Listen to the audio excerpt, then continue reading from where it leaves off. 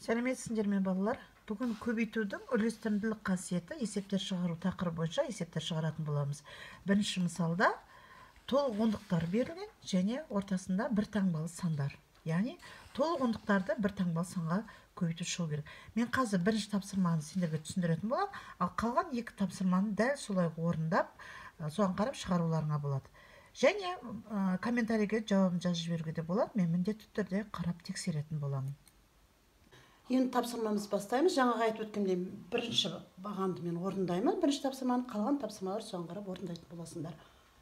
70 пен 3-тің көбейтіндісі. 70 пен 3-тің көбейтіндісін табу үшін 7 мен 3-тің көбейтіндісін табамыз, яғни 21.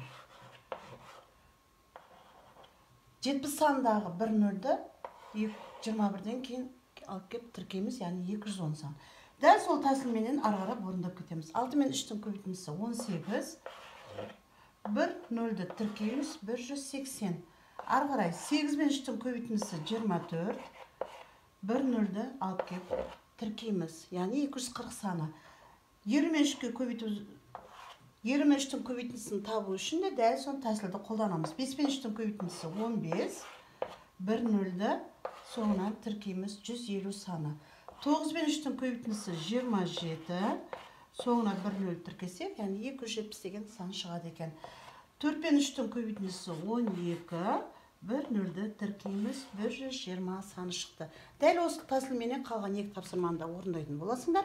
Ал енді қазір мен кішкене тағы да толықтырулар түсіндіріп жіберейін. Айталық, мысалы 70 пен 3-ті көбейткенде осы тәсілді қолданық. Ал егер де 70 пенен 30-ды көбейтетін болсақ, балалар,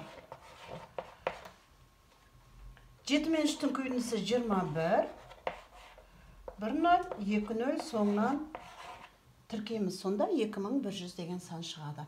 Ал егер де 900-ге айталық 4-ті көбейтетін болсақ, 9 менен 4-тің көбейтісін жазып 36 деп, соңындағы 2 нөлді тіркеп 3600 деп жазуымызға болады.